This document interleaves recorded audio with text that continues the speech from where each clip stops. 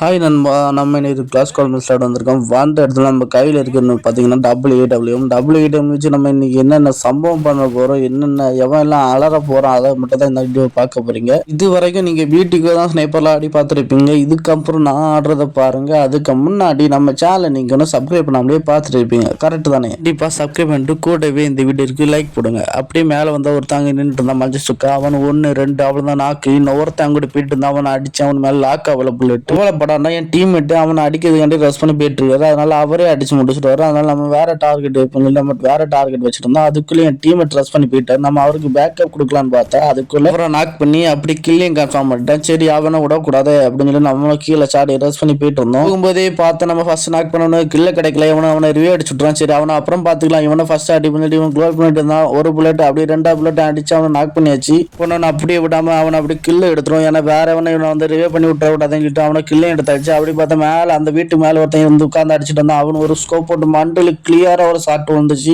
2 பேர் தான் காய்ஸ். இந்த 2 பேரையும் அடிச்சுட்டு வந்துச்சுன்னா நம்ம ஏஸ் அடிச்ச மாதிரி. அதனால நம்ம ஃபர்ஸ்ட் வீட்டுக்குள்ள இருக்கணும் அடிக்கலாம்னு பார்த்தா அதுக்குள்ள பின்னாடி வந்து ஒருத்தன் அடிச்சுட்டு இருந்தா. சரி இவனை ஃபர்ஸ்ட் அடி பண்ணிட்டு வெயிட் பண்ணிட்டு இருந்தேன். அது மாதிரி வெளியே வந்தான். அவன் ஒரு புல்லட் போட்டேன். அடி மேல படல. 2 புல்லட் 150 குறைஞ்சி. அப்புறம் தொடர்ந்து அடிச்சுட்டு இருந்தேன். வெளியே வருவான்னு பார்த்தேன். வெளியே வரல. டக்குன்னு ஒரு புல்லட் அடிச்சு திரும்ப அதுக்கு ஸ்விட்ச் பண்ணக்குள்ள நம்ம ஹெட்ல அடிச்சு நாக் பண்ணிட்டேன். நாக் பண்ண டீம் பக்கத்துல இருந்தாரு. அதனால டக்குன்னு வாழ்ந்து வந்தோம். அவர் வந்து ரிவே அடிச்சு விட்டாரு. நம்மள ரிவே பண்ண உடனே மெடிச்சுத்து இருந்து அதுக்குள்ள அவன் வெளியே வந்து என் டீமெட் அடிச்சு நாக் பண்ணிட்டான். ஏற்கனவே 150 கொடுத்துருக்கான். அவன் மெடிச்சுத்து அவன் டீமெட் அடிச்சவனா அவனை நான் அடிச்சு நாக் பண்ணேன். லாஸ்ட் எனிமி ரெஸ்ட் பண்ணி வந்தா அதுக்குள்ள என் டீமெட்டை அடிச்சு முடிச்சு விட்டுறாரு. ஏஸ் அடிக்க முடியல காய்ஸ். மறக்காம சப்ஸ்கிரைப் பண்ணிட்டு